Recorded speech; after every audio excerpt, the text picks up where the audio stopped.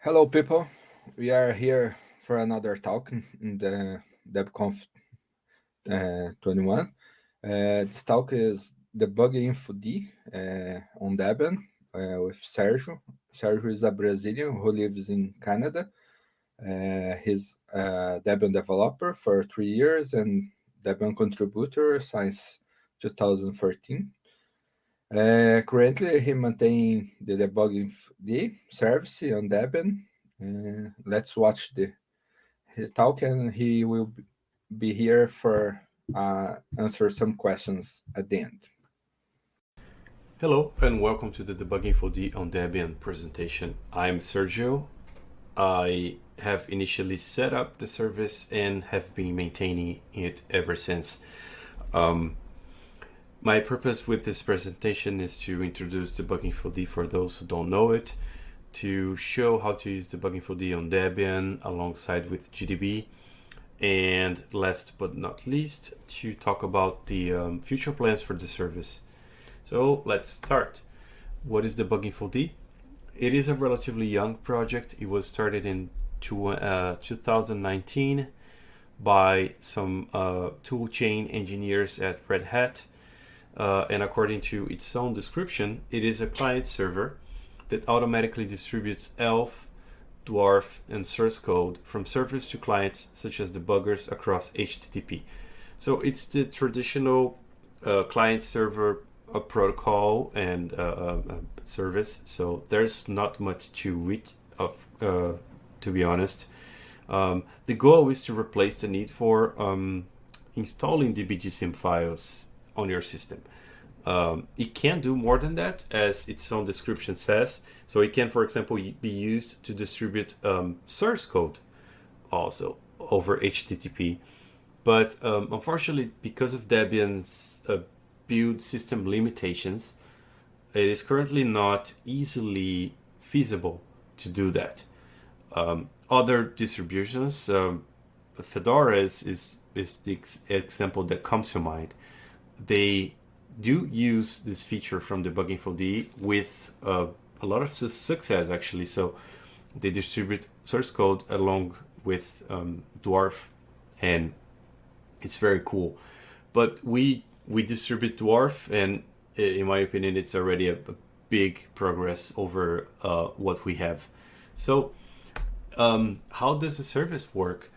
There is a server, the Debuginfod server, which in our case is located at https://debuginfod.debian.net, and this server indexes all available debug info, which means like the actual DBGSIM files from several distributions.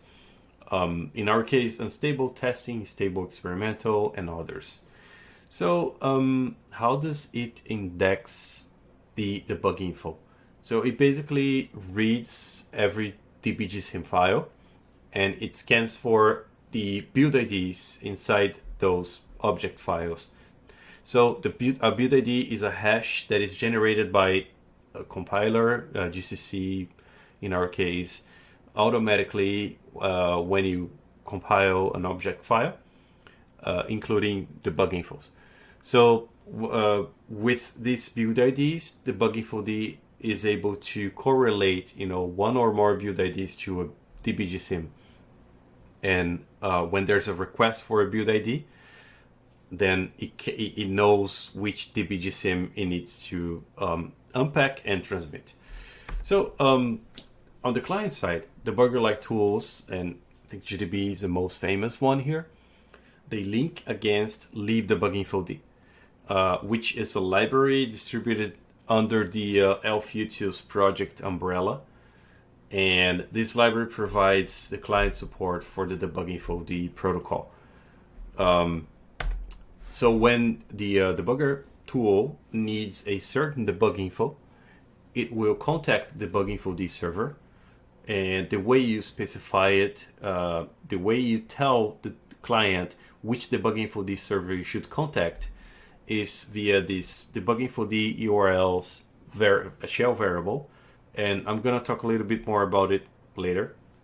But the tool will put a request for the Debuginfod's build ID. So because of what I explained, how Debuginfod, how the server can correlate one or more build IDs to a dbgsim file. If there's a build ID that matches the request, then it will know which information it needs to transmit over HTTPS in our case to the client. So how do you use it in Debian? Talking specifically about GDB here, if you are using Debian Testing, Unstable, or Bullseye, there is an out-of-the-box support for Debuginfod. So that's great, and it's there ready to be used.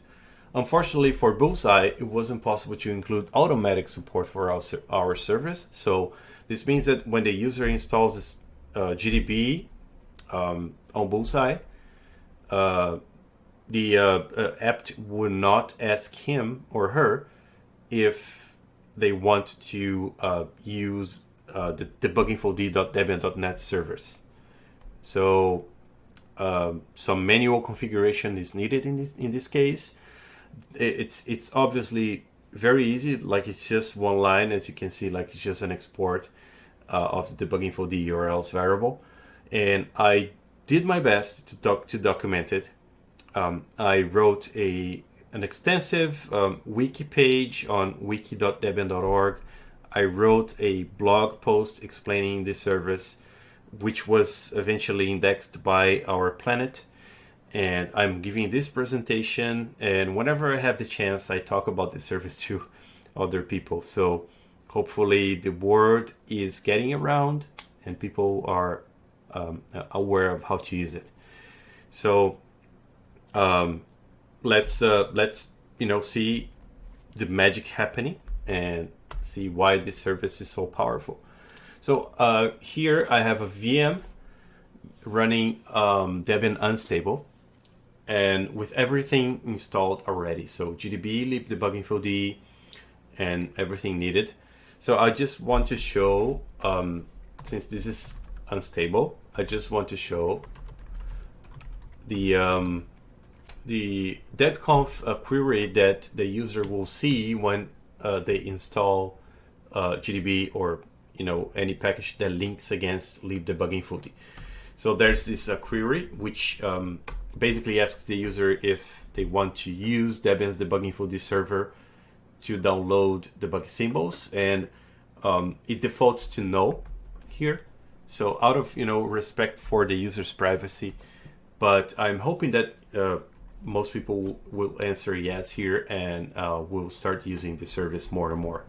So if you answer yes, well, basically the only thing that happens is there's this debuginfod.sh file here that sets the variable, exports the variable. So every user sourcing the profile will be able to use the Debuginfod.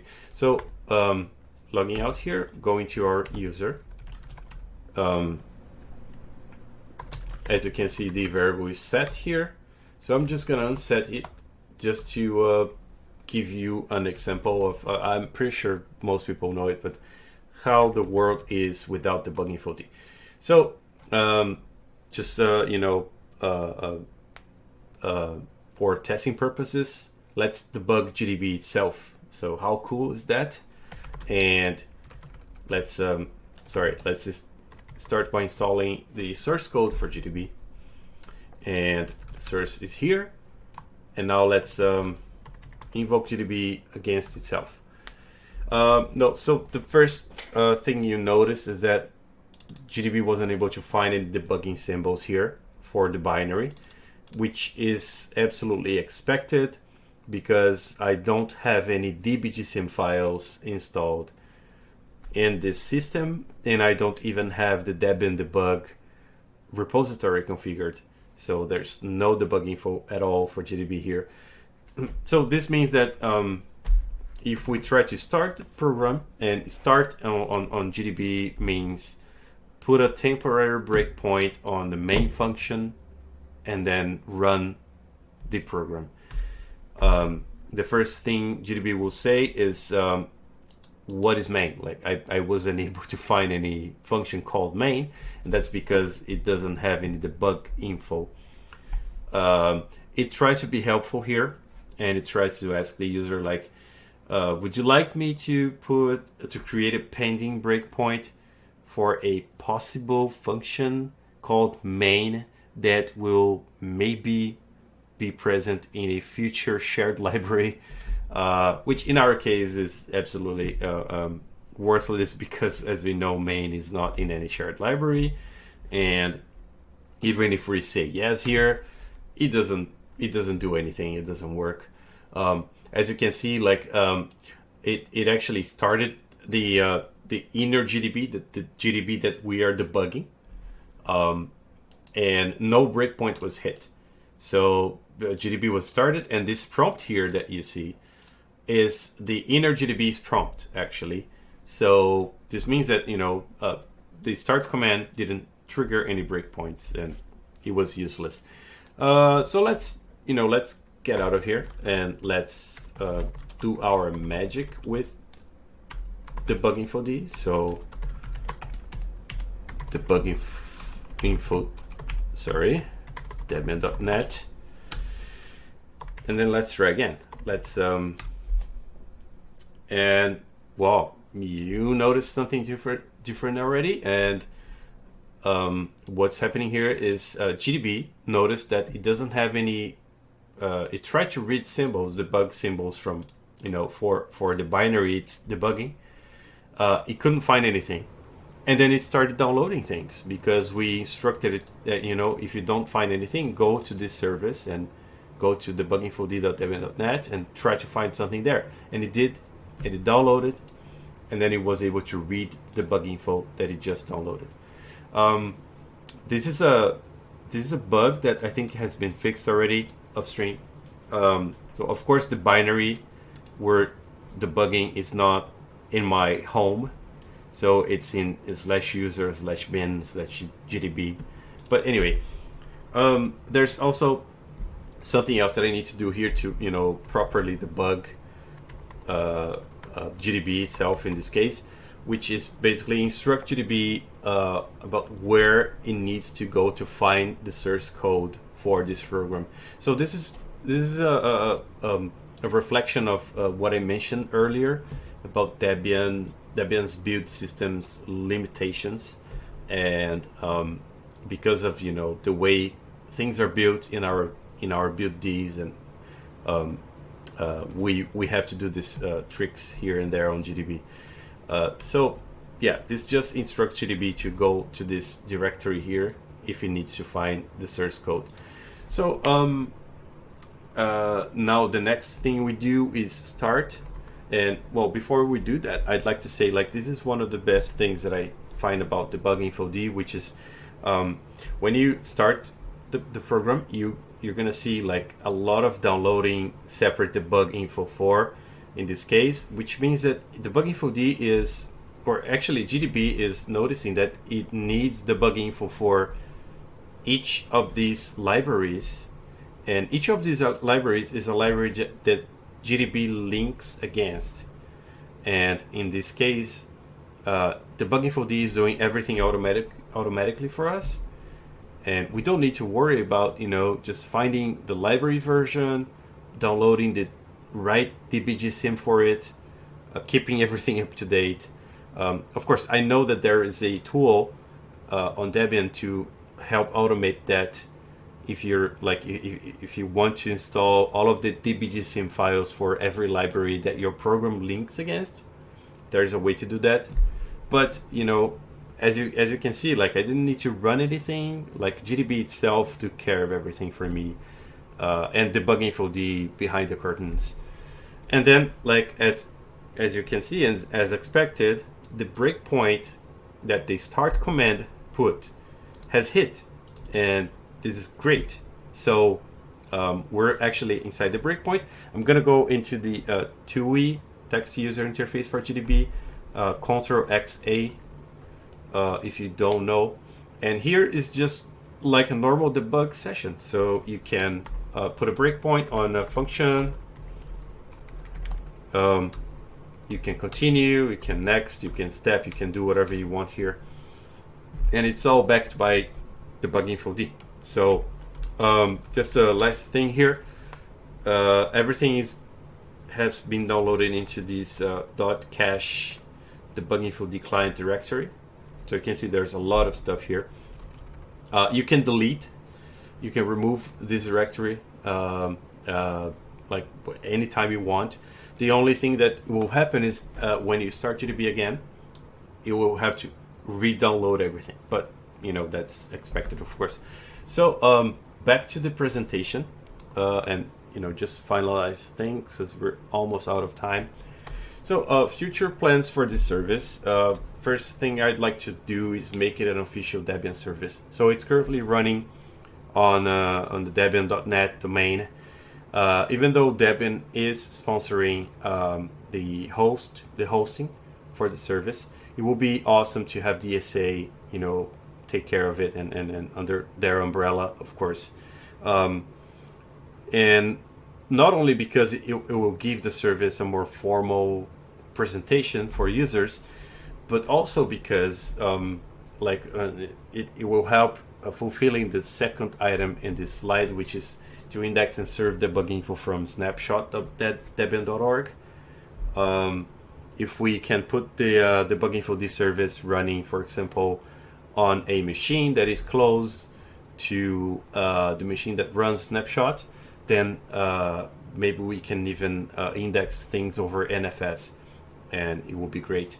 And last but not least, it will be awesome to have co-maintainers or people willing to just help, collaborate, improve, whatever, the service. So I am the only person for now doing that, and which means that the buzz factor is one, and it will be great to have more people interested in this. So for more information, you can go to our wiki page. There's the page that I talked about. There's also the upstream page for the service, for the project, sorry. I am always on IRC, OFTC, Sergio DJ, and there's also my Debian.org email. So if you want to reach out and just suggestions, comments, bugs, whatever, just feel free. That's basically it. I hope it was useful and I hope it was fun. Thank you very much for attending, and I think we have time for maybe a couple of questions. Thank you again.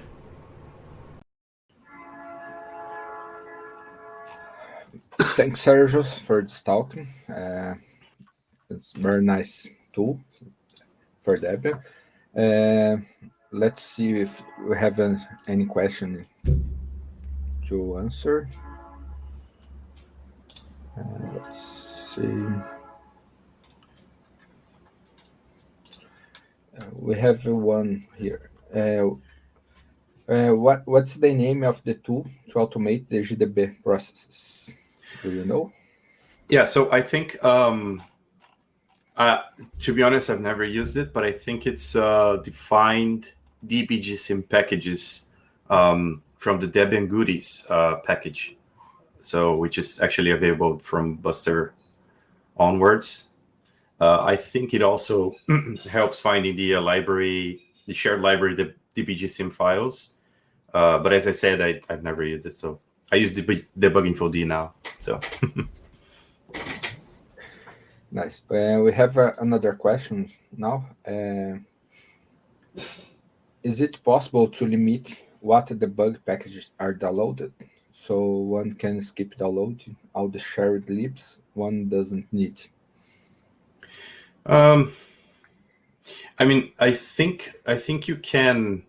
I don't know how the support for that is implemented in GDB, like if it is implemented or not, but you can instruct GDB to load or don't load some shared library debug info. So I don't recall the exact incantation that you have to use. I can look that up.